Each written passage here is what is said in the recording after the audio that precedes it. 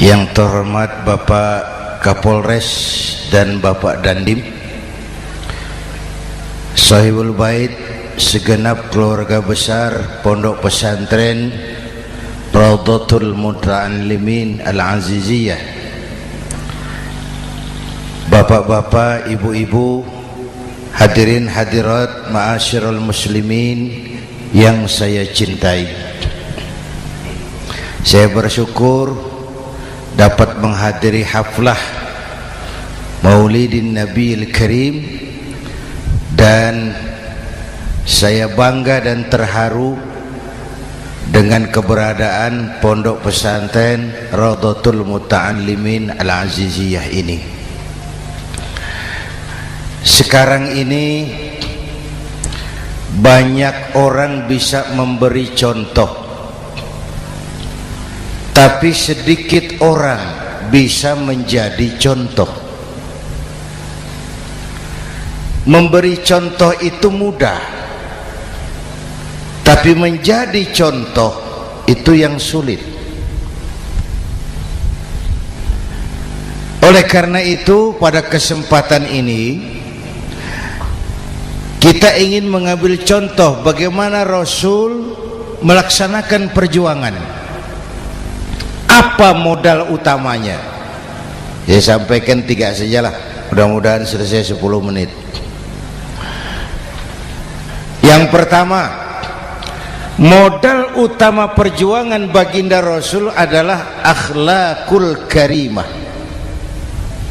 Memperbaiki akhlak dengan akhlak. Oleh karena itu, Suramadu sudah selesai. Dari dan ke Madura jadi lebih mudah. Bahkan Madura akan jadi daerah industri. Tetapi yang kita ingin, Madura tetaplah Madura. Akhlak tidak boleh berubah. Zaman boleh berubah, akhlak tidak. Masa boleh berganti, tapi keyakinan tidak boleh mati. Nah, soalnya adalah kepada siapa kita harus berakhlak. Kita itu kan harus berakhlak kepada 2. Kita harus berakhlak pertama kepada Allah. Ini yang terpenting. 13 tahun Rasul berjuang di Mekah hanya memperbaiki akhlak kepada Allah, menanamkan tauhid, meluruskan akidah, membangun keyakinan. 13 tahun di Mekah itu, dengan perhitungan kalau fondasi kuat, bangunan aman. Kalau fondasi melenceng, bangunan bengkok. Kalau pondasi rapuh, bangunan runtuh. Bangunan bagaimana pondasinya, orang hidup bagaimana imannya. Kekuasaan dan jabatan baru ada manfaatnya kalau dipegang tangan orang beriman. Kalau tidak, yang muncul Fir'aun. Harta baru terasa manfaatnya kalau dipegang tangan orang beriman. Itulah sebabnya bangsa kita ini bukan cuma perlu orang pintar, kita perlu orang benar. Bahkan di masyarakat lebih baik benar tidak terlalu pintar ketimbang pintar tapi tidak benar.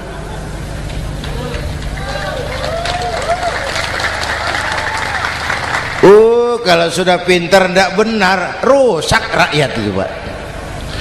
Disuruh ngurus beras malah nimbun beras.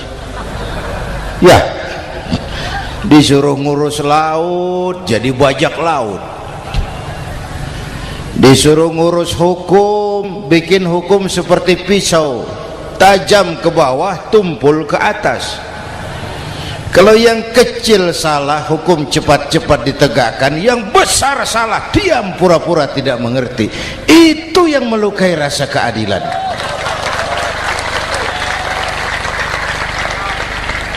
Mulai dari akhlak kepada Allah. Bagaimana cara berakhlak kepada Allah? Caranya dua. Pertama, jangan menyekutukannya dengan sesuatu pun. Yang kedua, jangan menyembah kecuali hanya kepadanya. Itu akhlak kepada Allah. Konsisten, disiplin. Saya bersaksi tiada Tuhan selain Allah, maka saya tidak akan menyembah kecuali hanya kepada Allah. Saya tidak akan takut kecuali hanya kepada Allah. Saya tidak akan minta tolong kecuali hanya kepada Allah. Saya tidak akan melarikan persoalan kecuali hanya kepada Allah. Saya bersaksi Nabi Muhammad utusan Allah, Nabi terakhir. Tidak ada Nabi sesudah Nabi Muhammad. Harga mati, titik. Disiplin. Ada yang mengaku jadi Nabi, wajib tidak percaya. Disiplin. Sekarang ini kan bangsa kita disiplinnya lemah. Korupsi agak sulit diberantas karena pejabat kita takut atasan tapi nggak takut Tuhan.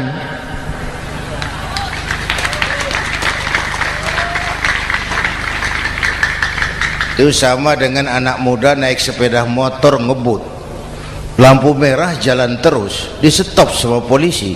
Prit! Iya pak. Minggir. Siap. SIM ada pak. SNK ada pak. Tahu kau lampunya merah? Tahu pak. Kenapa lewat terus? Saya nggak tahu, ada bapak. Itu disiplin kita. Tenang bener jawabnya, kayak orang nggak salah itu.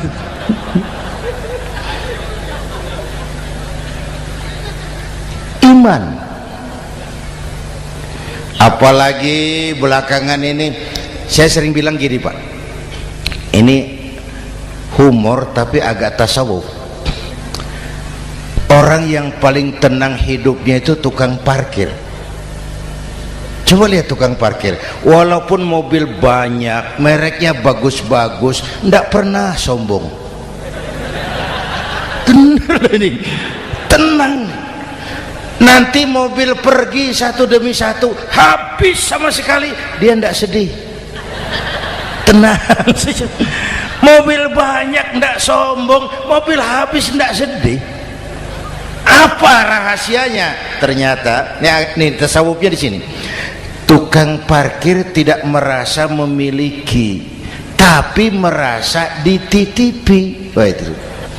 Siapa saja yang merasa memiliki, bersiaplah kehilangan, dan itu menyakitkan. Tapi kalau merasa dititipi, jabatan, harta, anak, istri, semua titipan, hiduplah seperti tukang parkir. Pertama, titipan tidak boleh bikin kita sombong. Dititipi kok sombong, tidak pantas ah. Ya, Pak Zainuddin titip mobil ya, silakan. Yang punya mobil pergi, saya petatang peteteng. Tidak pantas dititipi kok sombong. Ada orang dititipi jabatan oleh Allah sombong. Dititipi sombong. Ada enggak pejabat sombong? Ada. Namanya Fir'aun. Itu pejabat-pejabat sombong anak buah Fir'aun semua. Dititipi harta oleh Allah jadi orang kaya, sombong, sama tetangga ndak mau kenal, orang lain kecil semua, jalan ndak injak tanah, kuntilanak. Yang kedua penting, titipan harus dijaga baik-baik. Kalau tidak, yang nitip marah, yang nitip marah. Pak, titip sepeda motor, silakan. Waktu diambil sepeda motor, kaca spion pecah, knalpot hilang, bemper hancur, marah ndak yang nitip? Marah. Saya kan titip, kenapa ndak dijaga baik-baik? Dititipi harta oleh Allah jadi orang kaya supaya bangun pesantren, bela yatim, santuni yang lemah, pelitnya 17 setan. Yang nitip marah. dititipi jabatan oleh Allah isinya korupsi saja, yang nitip marah. Nah, saya mau kasih lihat sekarang, Allah titip Indonesia, Allah titip Indonesia. Hai rakyat, ini Indonesia, aku titip, kata Allah. Sebentar, ada meja mau naik. Silakan Mas. Iklan. Ya, terima kasih. Jangan disangka kalau disediakan air teh pidatonya jadi lama. Dekorasi ini kok. Sampai mana tadi? Hai rakyat, ini Indonesia, aku titip, kata Allah. Ini negara besar dan kaya. Titipan ini ditebus dengan keringat, air mata, darah, dan nyawa. Ini bedanya. Malaysia memang merdeka tapi diberi Inggris. Singapura merdeka diberi Inggris. Indonesia merdeka, keringat, air mata, darah, dan nyawa. Ini negara aku titip, kata Allah. Ini negara besar dan kaya. Buminya subur, di atas perut buminya segala tanaman hidup, di bawah perut buminya ada gas, minyak, batu bara. Lautnya kaya, hutannya kaya. Kekayaan negeri ini harus digunakan bagi sebesar-besar kemakmuran rakyat. Itu amanat konstitusi. Disalahgunakan, dikorupsi, yang nitip marah, yang nitip marah. Kalau dia marah, dia suruh makhluknya yang lain negur. Siapa? Merapi, Bromo, anak Krakatau. Itu Merapi demo, Pak. Kalau kita rakyat demo, anak buahnya Pak Danres turun. Tapi kalau Merapi demo, siapa yang mau ngatasi? Mbah Marijan. Selesai. Sekarang Mbah Marijan sudah kumpul sama Mbah Surip di alam barzah, dia sudah ketemu dia. Kata Mbah Surip, tenang Mbah Marijan, tak gendong, aman sudah. Aman sudah. Saya mau bilang Merapi itu makhluk, Krakatau itu makhluk, Bromo itu makhluk. Tidak mungkin makhluk bergerak dengan sendirinya, pastilah ada yang menggerakkan. Maka baik-baiklah sama yang bikin angin supaya bertiupnya sesuai keperluan. Baik-baik dengan yang bikin air supaya datangnya sesuai kebutuhan. Baik-baik sama yang bikin gunung supaya meletusnya pelan-pelan.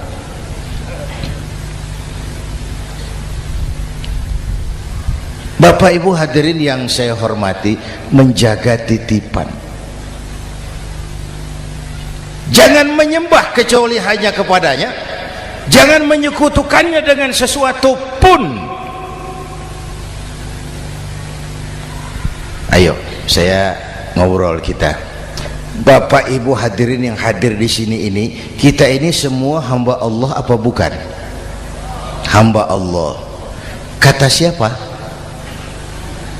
Kata kita. Kalau kata kita namanya ngaku. Ngaku itu boleh dan murah. Apa diakui? Kita belum tahu. Ya, kan baru kata kita itu. Dan tidak otomatis kalau kita bilang saya ini hambamu ya Allah, lalu Allah jawab iya ya. Tidak, wong itu kan kata kita. Saya hamba Allah, kata saya. Berapa banyak orang perbuatannya, ucapannya berkata saya hamba Allah, perbuatannya menyatakan dia hamba setan, hamba nafsu, hamba dunia, budak jabatan. Tidak sesuai ucapan dengan perbuatan.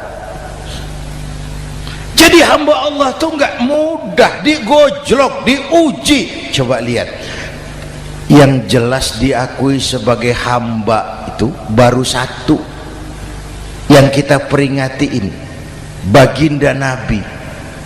Allah mengakui kapan? Waktu menceritakan Isra dan Mi'raj. Apa yang dipakai kalimat? Subhanallazi asra bi'abdi. Maha suci Allah yang telah menjalankan hambanya. Hambanya Muhammad itu hambaku, aku jalankan dia. Allah mengakui. Kapan kalimat ini turun? Setelah Nabi digojlok, ditempa, digembleng, diuji, difitnah, dicaci maki, dilontari kotoran unta, sahabat-sahabatnya dibantai. Lolos, Muhammad betul-betul hambaku. Ayo Isra Muhammad. Subhanallazi asra bi'abdi, hambaku. Jadi kalau mau jadi hamba Allah ya diuji, digojlok, digembleng. Nah, mari kita lihat kehambaan baginda Nabi. Orang yang paling bersih hatinya Rasulullah. Orang yang paling baik akhlaknya Rasulullah.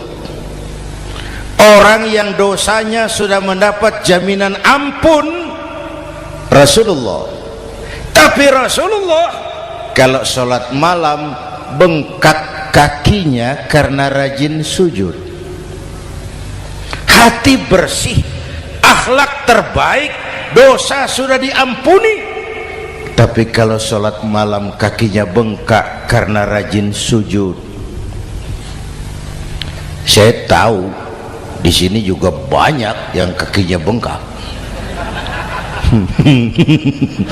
Cuma urusannya apa, itu urusan masing-masing. Pada tingkat seperti itu Rasulullah, saya perlu Allah, saya perlu Allah, saya perlu Allah. Yang 100 tahun kita bangun selesai oleh gempa 3 menit. Ya, yang 100 tahun kita bangun ternyata selesai oleh gempa 3 menit. Kita perlu Allah, kita perlu Allah. Makanya musibah itu kan kalau menimpa orang baik-baik namanya ujian. Kalau menimpa orang setengah baik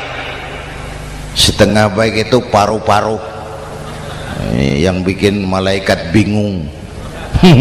Sholat rajin, maksiat tekun, baca Quran mau, fitnah orang hobi, ngaji nyolong jalan terus. Untung di sini nggak ada yang begitu. Di Jakarta banyak. Di sini insya Allah sama. Jakarta. Orang separuh-separuh seperti itu kalau dapat musibah itu namanya teguran, bukan ujian. Kenapa ditegur? Lalai. Nah, kalau orang jahat dapat musibah itu namanya persekot. Uang muka tanda jadi. Kontannya nanti di akhirat. Kalau diuji bukan saja harus sabar tapi harus lulus. Kalau ditegur introspeksi, perbaiki yang kurang, kurangi yang memang berlebihan.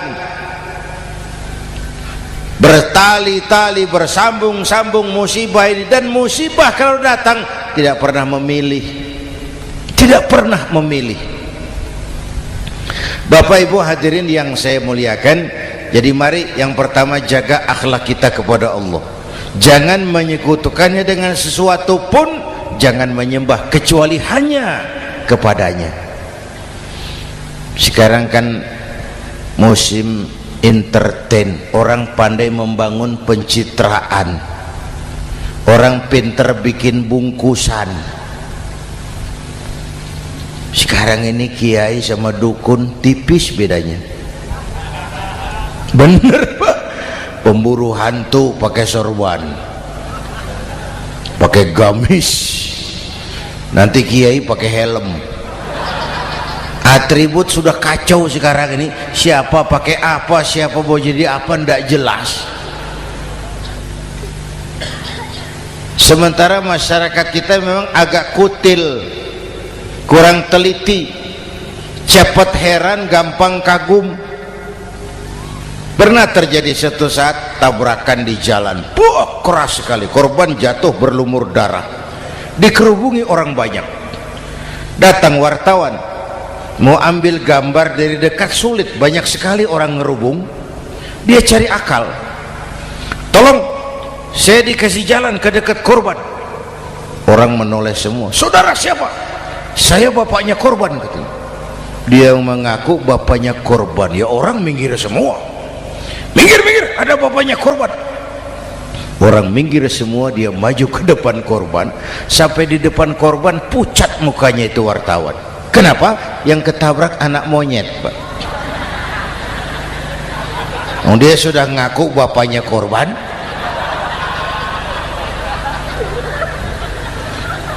Ini cerita pendek tapi pesannya dalam. Kalau belum kenal benar jangan cepat-cepat ngakui. Ya, rakyat harus cerdas sekarang ini. Emas pasti kuning, benar itu? Apa semua yang kuning pasti emas? udah cerdas lah itu, hati-hati, ini zaman pencitraan. Orang pandai bikin bungkusan. Oleh karena itu kita juga harus punya filter supaya tidak hanyut oleh kedangkalan pencitraan itu. Satu itu akhlak kepada Allah. Yang kedua, kepada siapa kita berakhlak? Kepada sesama manusia. Kepada sesama manusia itu siapa? Pertama, sesama muslim. Malam ini saya hadir di sini, saya tidak merasa tamu. Saya hanya keluarga di tengah keluarganya. Bahwa saya lahir di Jakarta itu sih kebetulan, saya nggak pesan. Yang kita tidak pesan jangan diributkan, kita nggak pesan. Warna kulit seperti ini kita nggak pesan, dari suku apa lahir kita nggak pesan, potongan seperti ini kita nggak pesan. Islam membebaskan manusia dari ras diskriminasi. Pada waktu yang bersamaan Islam mengangkat harkat, derajat, martabat kaum wanita. Ini kasihan dari tadi nggak diajak ngomong nih. Pada waktu yang bersamaan Islam mengangkat harkat, derajat, martabat kaum wanita. Ibu-ibu mestinya lebih terima kasih sama Rasulullah. Sebelum Rasulullah datang, nasib perempuan menyedihkan, dilecehkan, harganya murah. Sebelum Rasulullah datang, murah. Sebelum Rasulullah datang, murah. Coba lihat wanita sebelum Islam, sedih, dilahirkan hanya untuk melahirkan, alat pemuas nafsu. Kalaupun berperan, peranannya cuma segitiga, dapur sumur kasur, kasur sumur dapur, putar-putar di situ saja. Nggak usah di Arab, dunia, di Jawa, raja-raja Jawa sebelum kenal Islam seenaknya ngumpuli perempuan kan, selirnya yang 30, 50. Sultan-sultan di Turki piara harem ratusan orang perempuan. Kaisar terakhir dinasti Ming Cina bangun istana 1000 kamar, istrinya 1000. Innalillahi wa inna. Itu saya coba pikir, raja kalau istrinya 1000, kapan pakai kolor itu raja?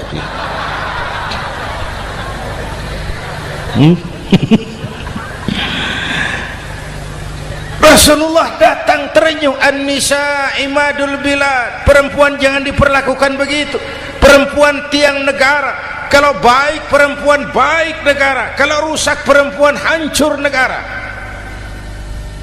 Waktu ditanya, ya Rasul, siapa yang paling harus saya taati di dunia? Ibumu. Setelah itu siapa lagi? Ibumu. Setelah itu siapa lagi? Ibumu. Setelah itu siapa lagi? Bapakmu. Menghargai perempuan, ibumu, ibumu, ibumu, bapakmu. Ibu 3 kali disebut, bapak 1 kali, ibu 3 kali, bapak 1 kali, ibu 3, bapak 1, bapak. Gimana sih ngitungnya jadi kerok begini? Salah ngitungnya, salah.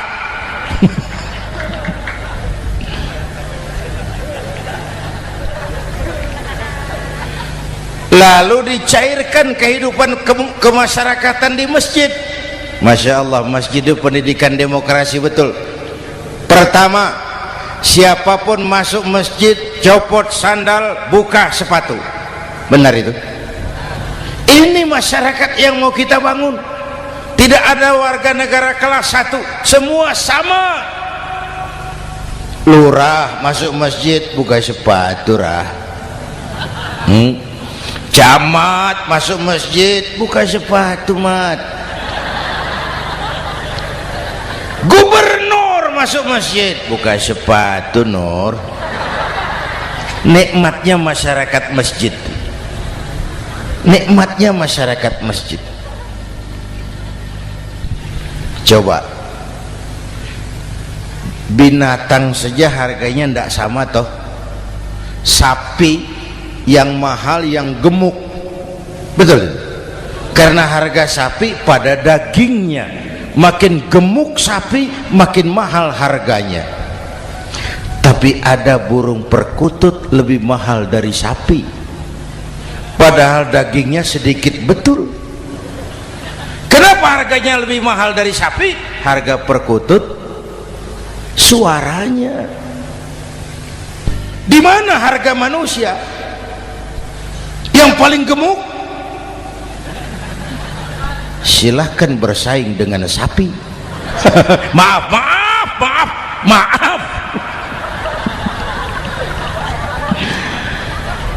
inna akramakum indallah atqakum. Masyarakat masjid sudah coba sandal, buka sepatu, sudah masuk ke dalam sholat berjamaah. Kalau sudah ke dalam sholat berjamaah, tidak pernah kita usil dari mana orang datang, yang penting kemana dia menghadap. Itu masyarakat masjid. Dari mana kamu? Dari kidul, Pak, madhab ngulon. Kamu dari mana? Dari lor, Pak, madhab ngulon. Kamu dari mana? Dari kulon, madhab ngulon juga. Ini kan konsep bineka tunggal ika. Dari manapun orang datang, apapun warna kulitnya, dari suku apapun ia dilahirkan, kalau akidahnya sama, itu saudara kita. Lalu sholat berjamaah, apa itu? Hidup bermasyarakat, berbangsa dan bernegara. Harus ada imam, harus ada makmum. Kenapa? Ini saya harus agak hati-hati ya, pakai sarung angin ini. Apa tadi ngomong apa saya? Sholat berjamaah, bermasyarakat, berbangsa dan bernegara. Ada imam, ada makmum. Siapa makmum? Kita ini rakyat. Siapa imam? Para pemimpin negara. Apa bedanya? Imam harus dipilih, makmum nggak usah. Coba baca kitab fikih yang setebal apapun, nggak ada bab pemilihan makmum. Nggak usah, makmum nggak usah dipilih. Orang buta boleh jadi makmum, orang bisu boleh jadi makmum, tukang mabuk boleh jadi makmum, tapi tidak tiap orang boleh jadi imam. Imam harus dipilih. Siapa yang jadi imam? Pertama, a'lamuhum, orang yang paling alim di kampungmu angkat jadi imam. Yang paling alim, bukan yang paling tua. Yang paling alim, tahu urusan, punya konsep, punya visi dan misi, mengerti negara ini mesti dibawa kemana, jalan keluarnya apa, angkat jadi imam. Pak, ada dua orang Pak, alimnya sama, yang mana yang dipilih? Kalau ada dua orang alimnya sama, kata Nabi, afsahuhum, yang lebih fasih lidahnya. Apa artinya fasih? Nyambung sama rakyat, tahu apa yang dimaui rakyat, nyambung. Tidak sah orang fasih bermakmum kepada imam cedal.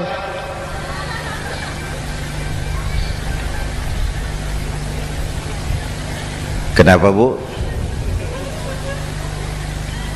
Nyambung. Capek kalau punya imam gak nyambung sama makmum. Makanya kalau sudah jadi imam, pesan Nabi apa? Idza amma ahadukumun nasa falyukhaffif. Kalau kamu jadi imam, ringankan sholat kamu, jangan terlalu panjang. Itu makmum tidak sama kekuatannya. Ada yang tua renta, diri saja sudah gemetar. Ada makmum yang punya darah tinggi, kalau sujud lama kepalanya sakit. Ada makmum yang sudah janji habis sholat mau terima uang.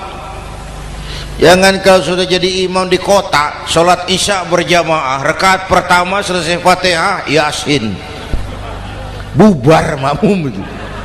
Jadi imam jangan terlalu lama, kayak Husni Mubarak tuh kelamaan jadi imam 30 tahun, rakyat capek.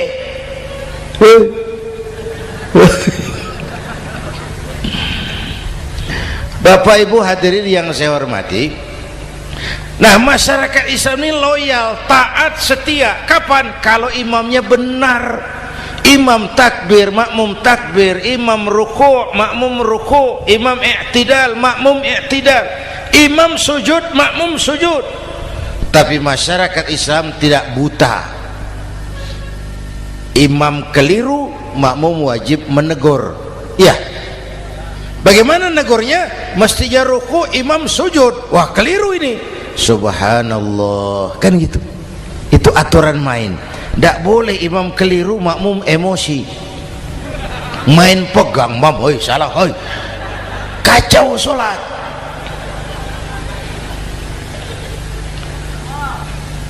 Imam buang angin,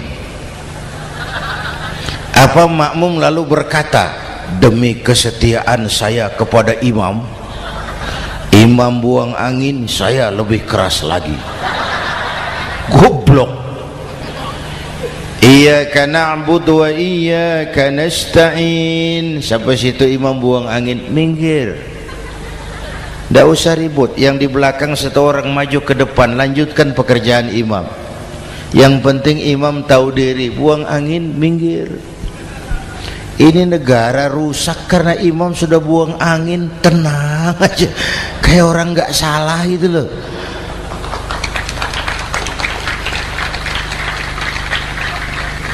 Selesai sholat dikasih tahu, imam tadi buang angin ya sedikit. Apa kalau nggak sedikit lalu nggak rusak sholat itu? Nah, dalam berjaga akhlak kepada sesama, ayo kita jaga kesatuan, persatuan, kerukunan, kekompakan. Ini pesantren Raudhatul Muta'allimin Al-Aziziyah, ini aset kita. Keberadaannya, pengembangannya, kelangsungannya, bukan sekedar tanggung jawab pengurusnya, tanggung jawab kita sesuai dengan bidang dan kemampuan masing-masing. Yang punya jabatan bantu dengan wewenangnya, yang punya harta bantu dengan uangnya, yang punya tenaga bantu dengan tenaganya, yang bisa doa bantu dengan doanya, yang tidak bisa apa-apa bantu dengan diam. Diam saja lumayan loh itu membantu. Bapak Ibu hadirin yang saya hormati, saya ingat almarhum Panglima Besar Sudirman pernah bilang, kamu itu kalau mau menang harus kuat, kalau mau kuat harus bersatu, kalau mau bersatu hidupkan semangat silaturahmi. Mau menang harus kuat, mau kuat harus bersatu, mau bersatu hidupkan silaturahmi. Bapak Ibu hadirin, rukun antar umat seagama. Beda pendapat boleh, marah jangan. Kalau di Jakarta kan sekarang lagi musim apa itu wahabi yang bid'ah, sedikit bid'ah itu. Saya sih bilang yang suka tahlil bagus, terusin. Yang nggak suka tahlil nggak apa-apa, tapi jangan mencaci maki yang suka tahlil. Orang yang mabuk masih banyak kok yang tahlil dicaci maki. Kita ini seperti orang kurang kerjaan. Waktu guru saya Hadratul Mukarram Ki Haji Dr. Idham Khalid wafat, saya ajak orang baca Fatihah. Selesai, saya lagi duduk di belakang, seorang pengusaha nemui saya, Kiai, kenapa? Saya coba ingin kepastian. Apa? Orang yang sudah mati dibacakan Fatihah itu apa pahalanya sampai? Saya bilang gini, Mas, kamu kalau nggak percaya mati aja dulu. Saya bacain Fatihah, tunggu di sono. Kalau nggak nyampe balik lagi nggak apa-apa.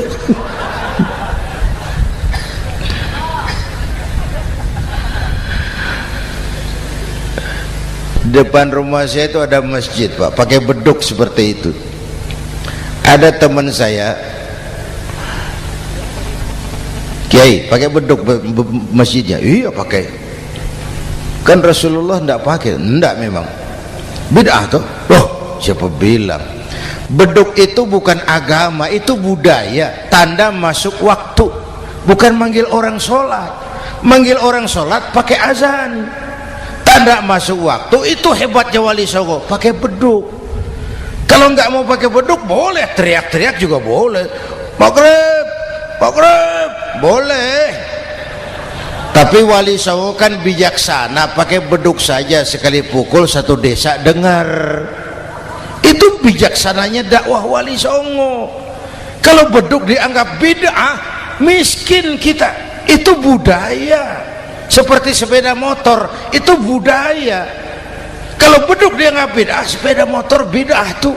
Rasulullah nggak pakai, jual, beliin unta.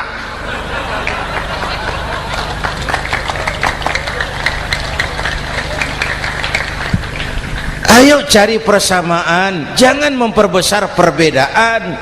Hormati pendapat orang kalau pendapat kita juga ingin dihormati. Kasus Ahmadiyah meledak lagi di Cikesik, Banten. Lalu pendekar-pendekar HAM menganggap itu tirani, mengganggu kebebasan beragama. Dia lupa bahwa Ahmadiyah masalahnya bukan kebebasan beragama, tapi penodaan terhadap agama. Kalau kebebasan beragama sih umat Islam welcome. Orang mau Hindu, mau Buddha, mau Kristen bebas memilih agamanya masing-masing. Tapi ini kan Ahmadiyah lain, ngakunya Islam tapi ada nabi lagi sesudah Nabi Muhammad, namanya Mirza Ghulam Ahmad, asal dari India. Saudara hadirin yang saya hormati, ini yang prinsip penodaan terhadap agama. Kalau nggak ngaku Islam nggak masalah. Supaya mau aman caranya cuma dua, Ahmadiyah jadi agama sendiri, karena Malaysia sudah melarang, Brunei sudah, Rabithah Alam Islami menyatakan aliran sesat, Saudi Arabia melarang pengikut Ahmadiyah pergi bikin haji, udah dianggap non muslim. Cuma memang pemerintah kita nggak tegas. Kalau dari dulu dinyatakan dilarang, nggak akan ada lagi kasus-kasus seperti itu.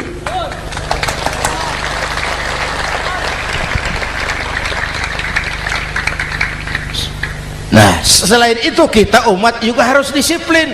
Coba sudah berapa banyak nabi bermunculan di Indonesia.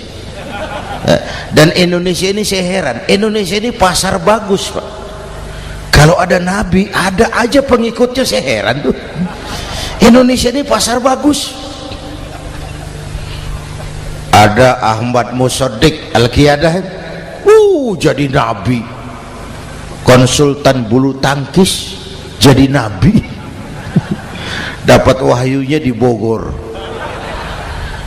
ditangkap polisi 4 tahun. Muncul lagi di Bandung, namanya Sayuti, tukang cukur, ngaku dapat wahyu jadi nabi, ditangkap polisi lagi 2 tahun. Di Malang Ustadz Roy, ya sebenarnya petinju, dia masuk Islam, mu'alaf, belajar Islam tidak pakai guru, diutak-atik ayat Quran. Sholat kita harus mengerti artinya, maka sholat boleh pakai bahasa masing-masing. Ramai masjid. 2 tahun penjara. Di Jakarta muncul lagi Lia Edan, ngaku Jibril, ditangkap juga oleh polisi. Kita salut sama polisi kita lah, bukan cuma teroris, Jibril ditangkap Pak Kapolres. Saya bilang sama teman-teman polisi, untung dia ngaku Jibril Pak, coba kalau dia ngaku Israel lebih gawat itu.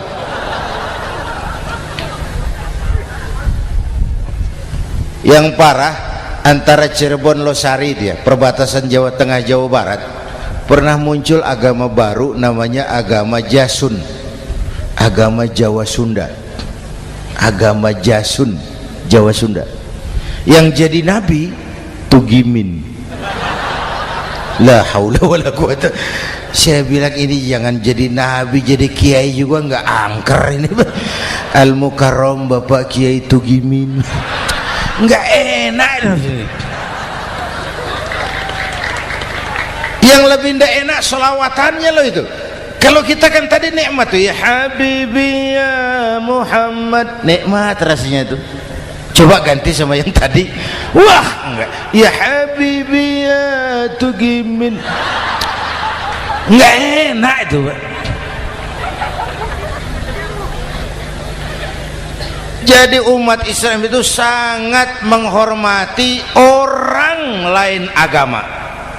Soal agama orang lain, lakum dinukum, awas hati-hati kalimatnya. Kita menghormati orang lain agama. Soal agama orang lain, lakum dinukum,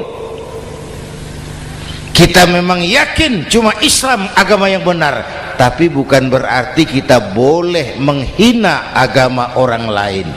Kenapa? Kalau agama kita yang dihina, kita kan sakit hati. Orang lain sama dong.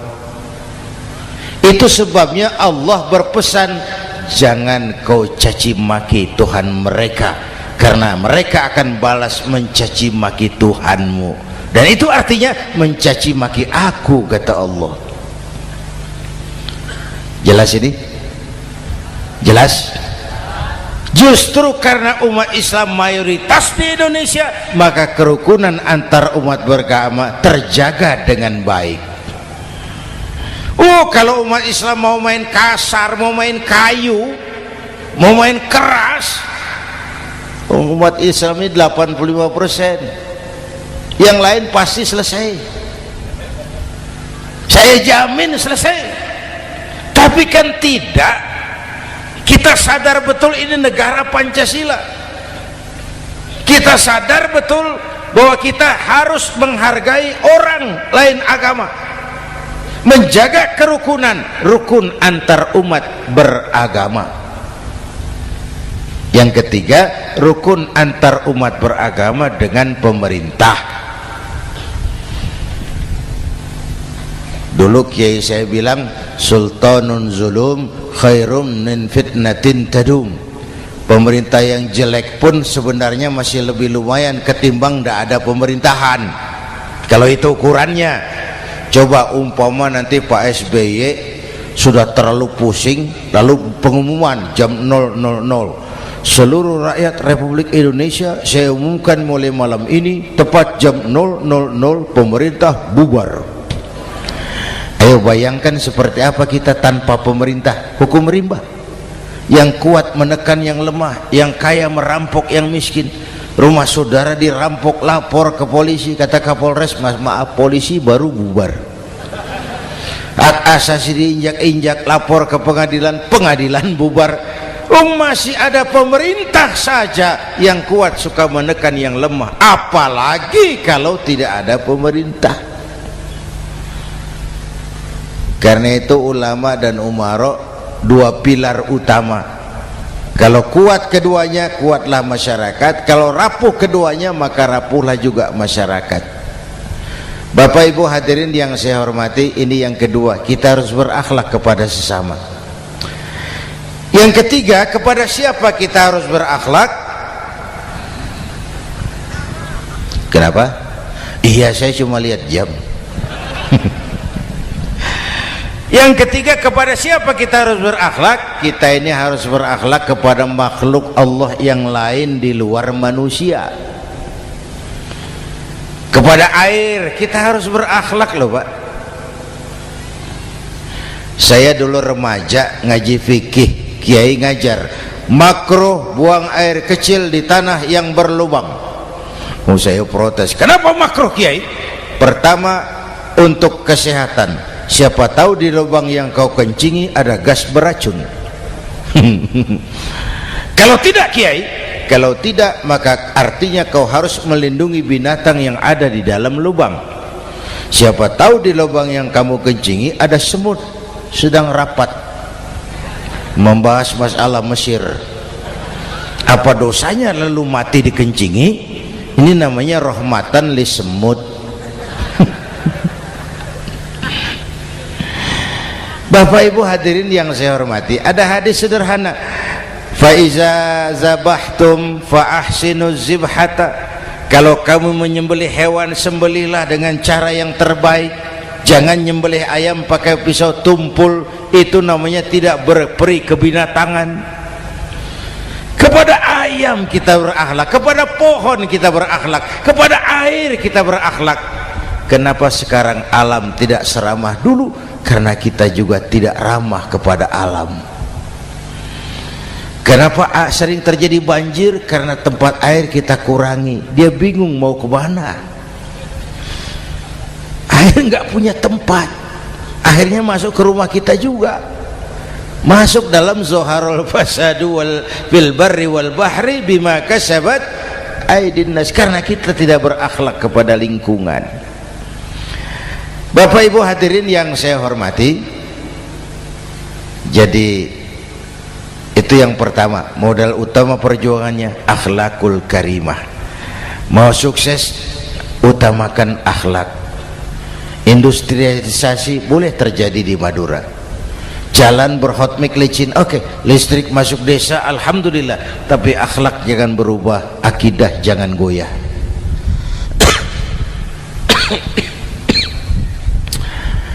Teknologi tidak bahaya, yang bahaya orang yang menggunakannya. Wayang itu yang namanya cepot, itu bisa selawat badar kalau yang megang Anom Suroto. Cepot bisa selawat badar kalau yang megang Anom Suroto. Wayang bagaimana dalangnya, teknologi bagaimana orang yang menggunakannya. Satu. Yang kedua, yang kita contoh dari baginda Rasul, beliau itu sejak kecil tidak dimanjakan Pak. Lahir ke dunia tidak sempat melihat wajah bapak. Umur 6 tahun ditinggal ibu. Umur 9 tahun ngembala kambing, berniaga ke Syam. Syam itu Syria sekarang. Umur 9 tahun bisnis lintas negara dari Saudi ke Syria. Remaja tidak dimanjakan, kerja keras, peras keringat, banting tulang, tidak ada pekerjaan halal yang hina. Lahir pribadi yang tegar, mental yang tahan banting, manusia yang tidak cengeng karena sejak kecil ditempa oleh kesulitan. Jadi gini, orang itu kalau biasa susah, ketemu susah, ndak kaget Pak, mentalnya kuat. Saya santri biasa makan kangkung, datang ke rumah teman dikasih kangkung, loh makanan saya ini, dikasih daging ayam, nambah. Orang tuh kalau biasa susah enak. Saya santri biasa tidur di masjid, disuruh nginep di hotel, pules pak. Tapi yang biasa tidur di hotel suruh nginep di masjid, encok. Hidup ini perjuangan, mau sukses harus berani susah. Jangan seperti dulu nih cerita santri, ada santri beternak lebah, ambil madunya itu. Satu hari dia mau periksa sarang lebah, naik ke pohon pakai tangga, pakai sarung biasanya santri, dia lupa tidak pakai celana dalam, naik pohon periksa, entah bagaimana terpegang sarang lebah itu, berhamburan lebahnya keluar, salah satu masuk ke sarungnya, tergigitlah al-mukarramnya itu. Dia menjerit, aduh, jatuh berguling ke bawah. Sudah lama jatuh, dia buka sarungnya, dia lihat bengkak. Karena bengkak kan jadi besar, senang juga dia. Dia berdoa, ya Allah, hilangkan sakitnya, biarlah bengkaknya.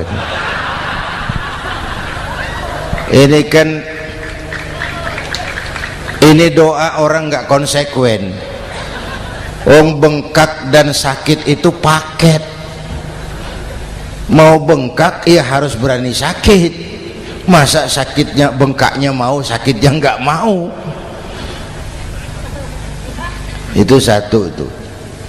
Yang kedua, kita ini sering kalau punya cita-cita sering seperti rapat tikus. Satu hari sekelompok tikus rapat paripurna tikus untuk mengantisipasi bahaya kucing. Bagaimana supaya kucing itu jangan lagi mengganggu kita. Akhirnya ada yang mengusulkan begini, bagaimana kalau di leher kucing kita gantungkan lonceng, supaya kalau dia datang dari jauh suaranya sudah kedengaran dan kita bisa lari menyelamatkan diri. Wah, cerdas dia. Setuju semua. Setuju, bagus. Nah, oke. Waktu pembicaraan dilanjutkan, tikus mana yang mau menggantungkan lonceng ke leher kucing? Rapat bubar. Setuju, akur. Iya. Waktu kerja selesai. Bapak Ibu hadirin yang saya hormati, terutama anak-anak saya, para santri, remaja, pemuda. Hidup ini persaingan. Bapakmu tamat SD nak, kau sarjana. Bapakmu cuma jadi RT nak, kau camat. Bapakmu tukang tambal ban, kau harus punya pabrik ban. Anak saya pertama dulu, saya titip mondok di Tebu Ireng. Tahun pertama pulang saya kontrol, sini kau, apa hasilmu setahun di pesantren? Dia sodorkan saya sebuah piagam penghargaan juara lomba pidato di pondoknya. Saya heran, ini anak di rumah jarang ngomong, kok bisa jadi juara pidato? Saya tanya, kamu bisa pidato, apa yang dipidatoin? Dia bilang, kan kaset ayah dihafalin begitu. Ya saya ketawa juga, waktu itu dia masih anak-anak. Baiklah, tapi apa cita-citamu? Saya kepengen seperti ayah. Wah, kau ini salah. Kalau aku ayahmu di matamu, menurutmu hebat, mestinya kau 10, 100, 1000 kali lebih hebat dari orang-orang yang kau anggap hebat. Karena tantanganmu akan lebih berat dari tantangan yang aku hadapi sekarang. Kalau kau sama dengan aku, kau ditinggalkan zaman karena kau tidak mampu menjawab tantangan zamanmu. Bapak Ibu hadirin yang saya hormati, persaingan tajam, tantangan makin berat. Oleh karena itu diperlukan semangat yang dicontohkan Nabi, kerja keras, peras keringat, banting tulang, tidak ada pekerjaan halal yang hina. Sejak kecil ditempa oleh kesulitan. Asal jangan seperti saya tadi ngobrol sama teman-teman, sekarang ini di negara kita banyak politisi miskin negarawan, pejabat-pejabat kadang-kadang kalau ngelihat rakyat tuh komentarnya nggak berpihak kepada rakyat. Saya ingat waktu Mentawai dihantam gempa, Nias hancur, infrastruktur hancur, rumah rakyat luluh lantak. Ketua DPR Pak Marzuki Ali bilang, bagaimana itu rakyat? Ya itu resikonya punya rumah di pinggir laut. Waduh, ini bukan komentar pemimpin, rakyat lagi susah kok dibilang kayak gitu. Saya prihatin dengan ucapan kayak gitu. Waktu cabai 100.000, di sini berapa sekarang? Sama ya. Waktu cabai mahal, ada pejabat bilang rakyat suruh nanam cabai aja di halaman rumahnya. Ini kan nggak solutif dan nggak cerdas. Cabai naik, rakyat suruh nanam cabai. Nanti beras naik, rakyat suruh nanam padi. Yang saya khawatir kalau telur mahal, apa rakyat suruh betelur gitu. Ini kan nggak cerdas dan nggak solutif. Bapak Ibu hadirin yang saya hormati, apalagi tadi sudah saya bilang di awal, kita ini bangsa yang ditempa oleh kesulitan. Mau merdeka saja dengan keringat, air mata, darah dan nyawa. Kita tidak boleh cengeng menghadapi kesulitan ini. Tegar, tahan uji, tahan banting, dan seterusnya. Itu hal yang kedua. Yang ketiga, terakhir, Rasulullah itu sosok yang ibadahnya luar biasa. Tadi sudah saya jelaskan sebagian. Ibadahnya luar biasa. Ayo kita bantu keamanan negeri kita ini. Dengan apa? Istighfar. Wa ma kana Allahu mu'adzibahum wa hum yastaghfirun. Allah tidak akan turunkan bencana selagi di tengah mereka masih banyak orang-orang yang istighfar. Rasulullah yang dosanya sudah diampuni sehari 100 kali istighfar. Ayo kita ngobrol ini. Pak, saya ini Zainuddin ini, kalau mengharap masuk surga dengan amal yang saya kerjakan sendiri, rasa-rasanya tipis harapan. Bener. Sholat saya berapa banyak saya tahu, sedekah saya berapa duit saya tahu, dosa saya berapa banyak saya tahu. Lalu saya baca sejarah, Nabi Adam dosanya 1, makan buah khuldi, dikeluarkan dari surga. Nabi Adam dosanya 1, dikeluarin. Kita dosanya banyak, kepengen masuk. Ini nggak nyambung ini. Nabi Adam dosanya 1, dikeluarin dari surga. Kita dosanya banyak, kepengen masuk. Nggak nyambung. Apa yang bikin saya besar hati? Apa yang bikin saya optimis? Ada 2 Pak. Pertama yang disebut rahmat Allah, yang kedua disebut syafaat Rasulullah. 2 itu Pak. Oh, kalau kita ini insya Allah nanti sampai ke surga, amin, amin. Kalau kita ini sampai ke surga Pak, saya jamin itu bukan karena amal kita, itu karena rahmatnya Allah. Ndaklah seberapa banyak sih amalan kita mau menggapai surga. Kalau bukan karena rahmatnya Allah, sulit sampai ke sana. Manusia, dosamu besar, tapi lihat rahmatku lebih besar. Manusia, salahmu banyak, tapi ampunanku lebih banyak. Kau nangis di hadapanku, aku senyum melihatmu. Kau berjalan menujuku, aku berlari menyambutmu. Istighfarnya sehari 100. Lalu ada hadis qudsi, inni la ahammu bi'adzabi ibadi, kadang-kadang aku pengen turunkan azab bencana kepada manusia, tapi ketika aku melihat 3 perkara, murkaku surut, bencana aku tarik kembali. Coba perhatikan hadis qudsi ini. Allah mau marah hendak jadi, bencana ditarik, musibah diangkat. Kenapa? Ada yang meredam murka Allah. Allah enggak jadi marah. Siapa? Pertama, suyukhan rukka.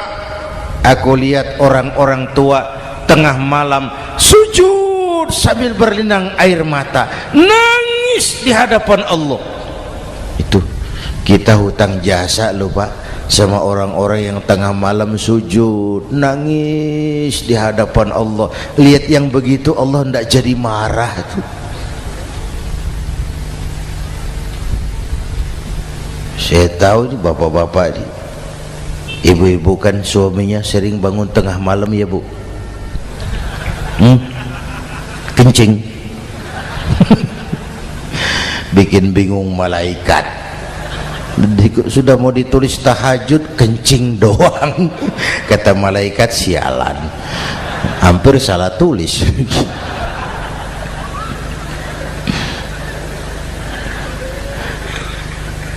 Aku lihat orang tua tengah malam sujud sambil berlinang air mata. Lalu aku lihat bayi-bayi tanpa dosa masih menyusu, sibyanan rudda. Bayi-bayi tanpa dosa masih menyusu, suci bersih, belum ternoda. Wa bahaiman rudda. Dan aku lihat binatang ternak melata mencari makan, kambing mudah cari rumput, alam terjaga keasriannya. Bagaimana bencana enggak mau nambah? Kita mengamalkan hadisnya juga terbalik. Yang diminta itu orang tua tengah malam sujud, bayi tanpa dosa nyusu. Sekarang bayi tanpa dosa dibuang ke tempat sampah gara-gara orang tua tengah malam nyusu. Terbalik namanya. Yang diminta itu orang tua tengah malam sujud, bayi tanpa dosa nyusu.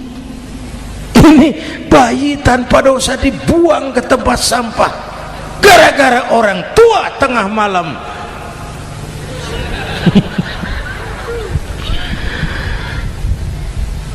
Bapak Ibu hadirin yang saya hormati, rahmat Allah kita perlu. Yang kedua, syafaat Rasulullah. Mari saya cerita syafaat sedikit. Ini sudah jam 00:05 ya. Ini kalau hitungan Indonesia ini sudah ganti hari Pak. Jadi inilah ceramah terpanjang di dunia. Bayangkan saya pidato dari hari Selasa sampai hari Rabu.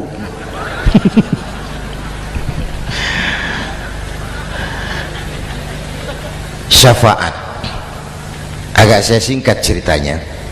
Nanti itu Pak, setelah alam ini hancur sehancur-hancurnya, bumi gempa, gunung meletus, air laut tumpah ke darat, halilintar menyambar, planet-planet bertabrakan, semua yang hidup mati bareng tanpa persiapan, termasuk malaikat. Malaikat mati, yang tinggal cuma Allah sendirian.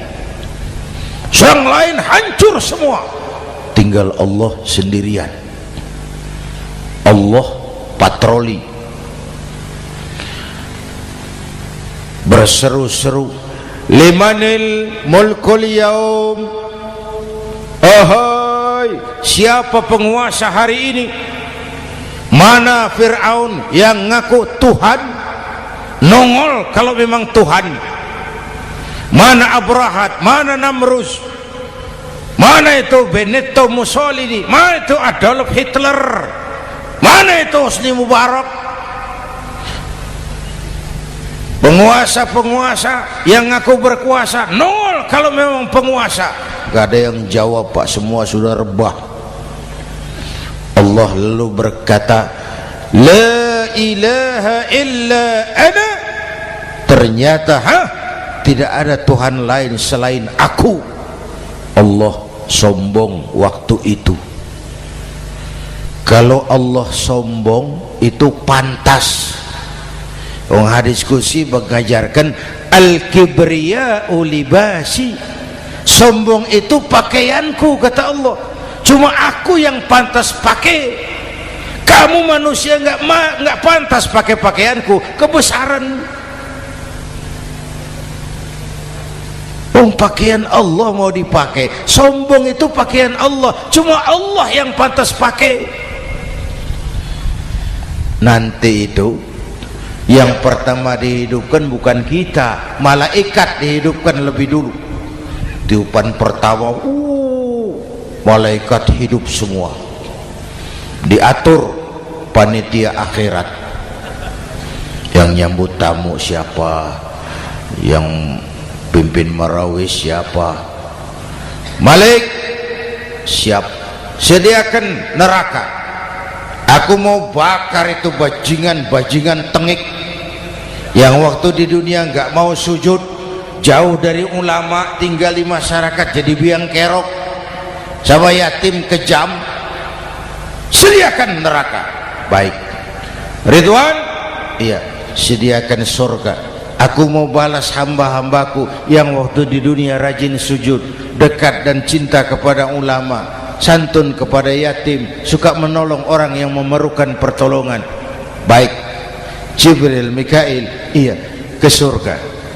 Untuk apa ya Rabb? Ambil kendaraan bernama Buraq, turun ke alam, cari di mana kubur kekasihku Muhammad, bangunkan dari kuburnya, bawa ke surga. Turun Jibril dan Mikail, cari kubur Nabi. Wong alam sudah hancur-hancuran, jangan cari kuburan, cari bangkalan aja nggak ketemu. Bingung dua-dua. Jibril, sebelah mana kubur Nabi? Nggak tahu Mikail. Lalu dua-duanya sujud mohon pertolongan Allah. Dengan izin Allah terbuka kubur Nabi. Allahumma sholli alaihi wa ala alihi. Bangun dari tidur seperti orang bangun dari kubur seperti orang bangun tidur. Nabi mengusap mata, menoleh ke kanan Jibril, menoleh ke kiri Mikail. Lalu tanya, ayu yaumin hadza ya Jibril? Ini hari apa Jibril? Ini hari apa? Hadza ma wa'ada ar-Rahman. Ini hari yang dijanjikan Allah Muhammad. Ini kiamat. Kiamat Jibril? Kiamat. Jibril, kalau memang ini hari kiamat, aina ummati? Umat saya mana Jibril? Umat saya mana? Allah Karim. Belum pernah saya lihat di dunia ada satu pemimpin yang begini besar cintanya kepada umatnya seperti baginda Rasul. Dari dunia sampai akhirat beliau cinta kita. Dari dunia sampai akhirat beliau bela kita. Bangun dari kubur, tahu hari sudah kiamat, yang pertama ditanya, aina ummati? Umat saya mana Jibril? Kita yang ditanya. Kalau saya yang pertama dibangkitkan dari kubur, lain pertanyaannya. Ini hari apa Jibril? Kiamat Zainuddin. Oh, bini saya mana Jibril? Nabi enggak tanya Khadijah wala Fatimah wala Aisyah, aina ummati? Umat saya mana Jibril? Umatmu? Iya, kau manusia pertama yang dibangunkan dari kubur. Yang lain masih dikubur. Oh. Lalu kita ke surga Muhammad. Perintah Allah, perintah Allah. Sampai di surga seperti orang tidak betah Nabi itu, resah, gelisah, mondar mandir, mukanya murung. Yang punya surga kan negur, Muhammad, labbaik ya Rabb. Tidak enak di surga ya? Enak. Kok kamu seperti orang nggak kerasan gitu, resah, gelisah? Kenapa? Saya teringat umat saya ya Allah. Umat saya bagaimana nasibnya? Iya, saya sudah enak di DPR. Salah. Saya sudah enak di surga, gaji cukup, kursi empuk, dapat mobil dinas. Nggak, umat saya yang waktu kampanye kepanasan itu gimana nasibnya?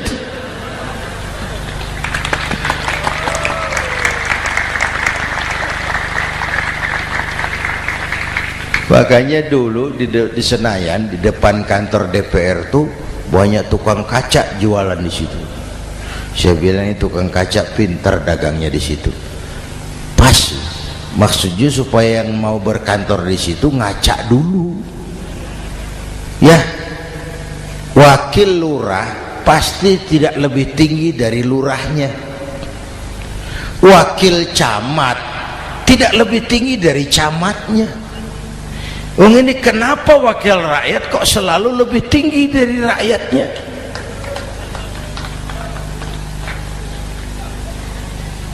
Kan yang memberikan mandat kita rakyat. Kemerdekaan bertujuan mengantarkan rakyat ke gerbang kesejahteraan. Lalu rakyat mempercayai tugas itu kepada pemerintah dan wakilnya di DPR. Saya percayakan kamu mengantarkan rakyat ke gerbang kesejahteraan. Itu amanat Undang-Undang Dasar. Biasanya yang diantarkan sampainya lebih dulu biasanya. Yang diantar sampai lebih dulu, yang mengantar nyusul, namanya ngantar belakangan. Ini lebih cepat wakil rakyatnya makmur daripada rakyatnya. Yang mau nganter makmurnya lebih dulu dari yang mau diantar. Yang diantar kelelerahan di jalanan, yang mengantar udah sampai. Jadi bagaimana Muhammad? Saya minta izin mau keluar, tengok saya punya umat. Oke, saya potong ceritanya. Saat manusia dibangkitkan dari kuburnya masing-masing, Masya Allah, Masya Allah, saya nggak sanggup bayangkan jumlah manusia yang hidup di muka bumi sekarang kan 6 miliar. Cina berdua, India 2,5 miliar. Cina 1,5 miliar, India 1 miliar rakyatnya. Berdua sudah 2,5 miliar. Itu kalau kencing bareng banjir besar. Bayangkan manusia dari awal sampai akhir berapa puluh miliar kumpul di padang mahsyar. Subhanallah.